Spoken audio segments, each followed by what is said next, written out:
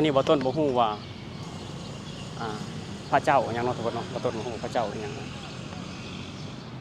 ครับสวัสดีครับพ่อแม่พี่น้อง FC ไทยลาวเมื่อสุขุสุคนเนาะมื้อนี้บ่ต้นอยู่ที่วัดศรีเมืองวัดที่ศักดิ์สิทธิ์คู่บ้านคู่เมืองของประเทศลาวตั้งอยู่ที่นครหลวงเวียงจันทร์ทุกคนมื้อนี้บ่ต้นได้มาเที่ยวเวียงจันทร์ในรอบ20กว่าปีทุกคนบ่ต้นสิพาย่างเลาะเบิ่งวัฒนธรรมแบบลาวๆบ้านบ่ต้นเองทุกคนนะถ้าพี่น้องคนไทยคนใดอยากมาเที่ยวเวียงจันทร์เนาะทุกคนบ่ต้นอยากแนะนำวัดศรีเมืองทุกคนเนาะวัดที่ศักดิ์สิทธิ์คนไทยหลายๆคนก็อาจสิฮู้จักบางคนก็อาจสิบ่ฮู้จักทุกคนบ่ต้นสิพาไปเบิ่งเนาะไปคนอันนี้คือน้องๆเพิ่นมาจากประเทศไทยเพิ่นมาเบิ่งวัดศรีเมืองได้นี่มาเบิดศรีเมืองนี่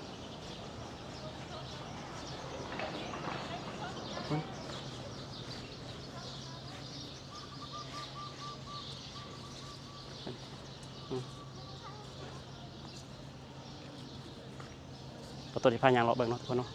ต้นที่พายางเลาะเบิ่งบรรยากาศวัดศรีเมืองเนาะพี่น้องเนาะอันนี้คือวัฒนธรรมแบบลาวๆนะทุกคนเนาะซึ่งมันแตกต่างจากที่บ่ต้นเคยเห็นเนาะอยู่ฝั่งไทยกับวัฒนธรรมก็อีกแบบหนึ่งอยู่ฝั่งลาวกับวัฒนธรรมก็อีกแบบหนึ่งทุกคนเนาะ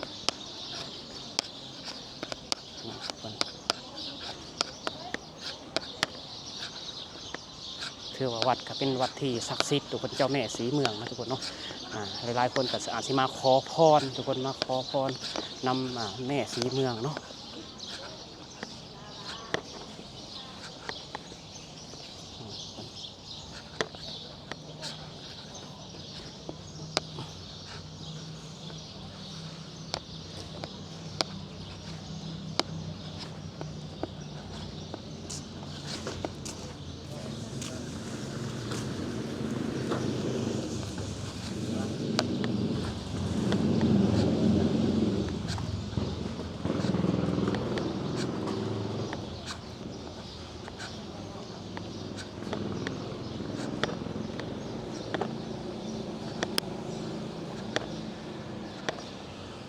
พศเท่าไรบอกต้นบอกหูเนาะทุกคนเบิ่งเนาะยายพี่น้องข้างนอกเบิ่งอ่านให้ฟังในตัว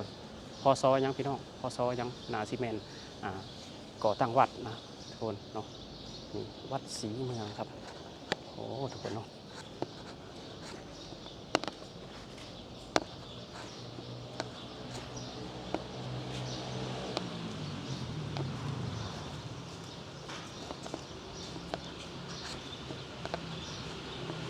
เป็นวัดที่บ่อต้นคือว่า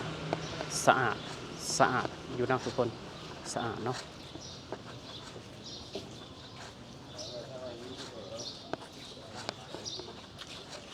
คนมันถือวัดศรีเมืองวัดศรีเมืองวัดศักดิ์สิทธิ์ประจำนครหลวงเวียงจันทร์นะทุกคนเนาะโอ้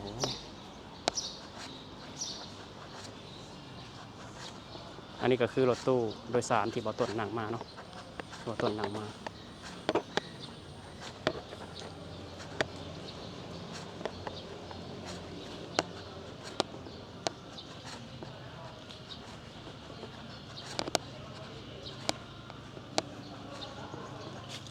เป็นวัดที่เงียบพี่น้องเงียบบริเวณวัดกับบ่อใหญ่ปานใดเนาะบ่อใหญ่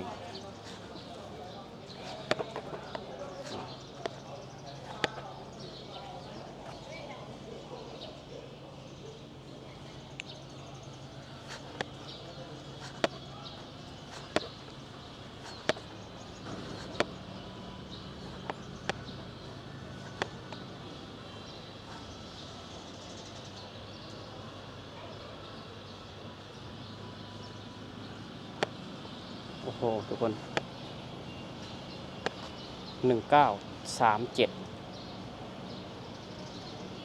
เนาะเกิด1937มรณภาพในวันที่19เดือน1ปี2020ปี2013เนาะทุกคน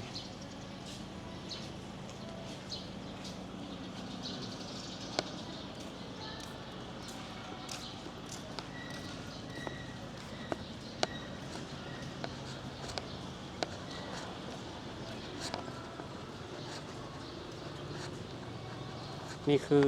วัดศรีเมืองเนาะถ้าพี่น้องไทยมาเที่ยวสปปลาวถ้าอยากมากราบไหว้ข อพรสิ่งศักดิ์สิทธิ์เนาะบ่ต้นก็แนะนำวัดศรีเมืองนครหลวงเวียงจันทน์เด้อพี่น้องเด้อถ้าผู้ใดข้ามหน้องคายมาก็คือวัดแห่งนี้ก็เป็นวัดที่มีชื่อเสียงโด่งดังพอสมควร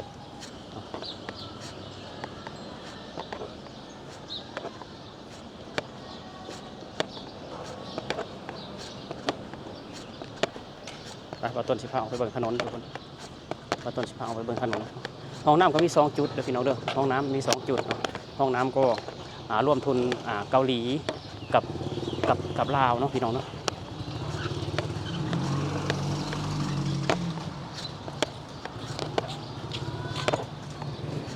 อยู่ข้างหน้าเพิ่นสิขายดอกไม้เดี๋ยวพี่น้องเด้อเพิ่นสิขายดอกไม้เขาวัดก็แบบนี้นะทุกคนเนาะถนนก็เป็นถนน3 เลนพี่น้องเอ้ยถนน3 เลนเนาะถนน3 เลนทา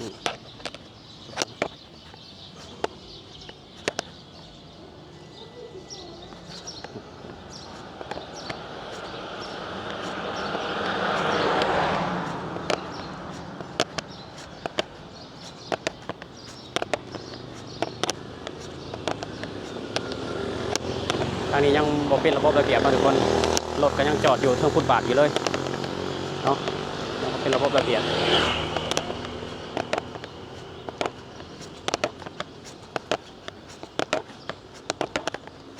วัดศรีเมืองทุกคนเนาะวัดศรีเมืองปลอดควันบุหรี่เนาะบ่ต้นแปลว่าสนับสนุนเนาะทุกคนปลอดควันบุหรี่ในเขตวัดในเขตโรงเรียนกับบ่ต้นบ่อยากให้มีควันบุหรี่เนาะทุกคนถ้าแบบว่าถ้าอยากสูบเนาะถ้าอดบ่ได้ก็สูบข้างนอกเนาะทุกคน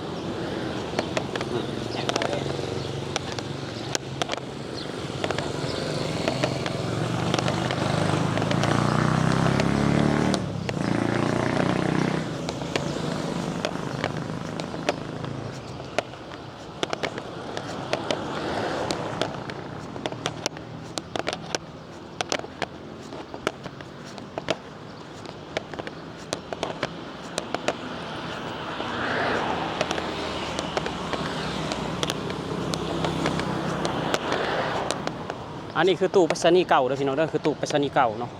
อันนี้คือตู้ไปรษณีย์เก่า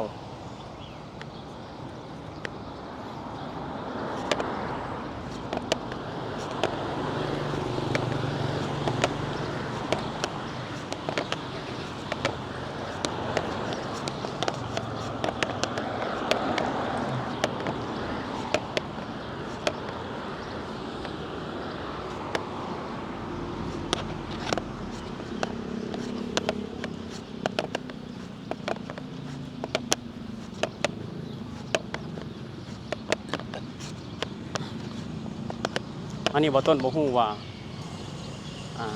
พระเจ้าอย่างเนาะทุกคนเนาะบ่ต้นบ่ฮู้พระเจ้าอหยัง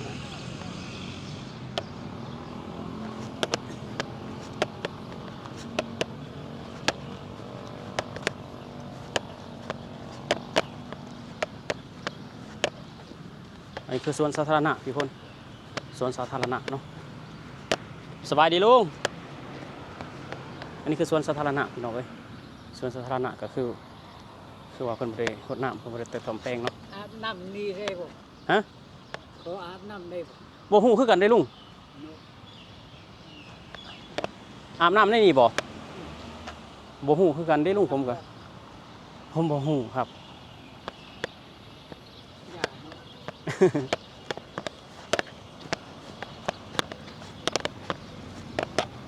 อันนี้คือสวนสาธารณะเด้อพี่น้องเด้อซึ่งแบบว่าบ่มีเจ้าหน้าที่เพิ่นทำความสะอาดทุกคนเนาะบ่มีเจ้าหน้าที่เพิ่นทำความสะอาด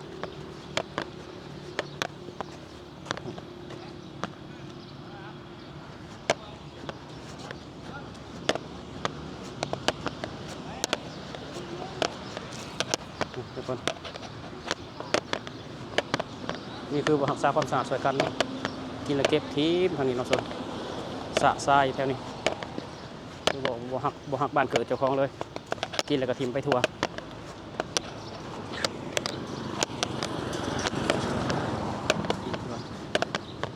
เนาะนี่คือนครหลวงเวียงจันทน์นะครับทุกคนนครหลวงเวียงจันทน์ครับ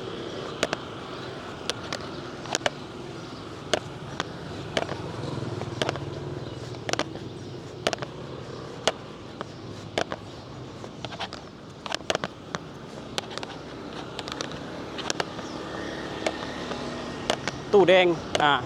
ปลาแดงแม่นบ่ต้นย่างมาเลาะมานี่บ่เห็นเด้อพี่น้องเด้อปลาแดงบ่ต้นย่างเลาะมานี่แม่นบ่เห็นแม่นยังบ่เห็นเถื่อทุกคนปลาแดงเนาะถือว่าถนนเส้นนี้ก็ถือว่าสะอาดอยู่ทุกคนเนาะสะอาดอยู่แต่ว่าสวนสาธารณะก็คือบ่รักษาความสะอาดช่วยกันเนาะโอเคทุกคนสำหรับคลิปนี้เนาะบ่ต้นก็สิลาพี่ลาน้องไปแล้วทุกคนบรรยากาศพระธาตุวัดศรีเมืองเนาะสำหรับคลิปนี้บ่ต้นก็ขอลาพี่ลาน้องไปแล้วขอบคุณ FC ทุกคนที่เข้ามาให้กำลังใจเนาะวันนี้บ่ต้นพาพี่พาน้องพี่น้องไทยเนาะ FC ไทยมาเบิ่งมาเที่ยววัดศรีเมืองทุกคนสำหรับคลิปนี้บ่ต้นขอกล่าวคำว่าสวัสดีครับผม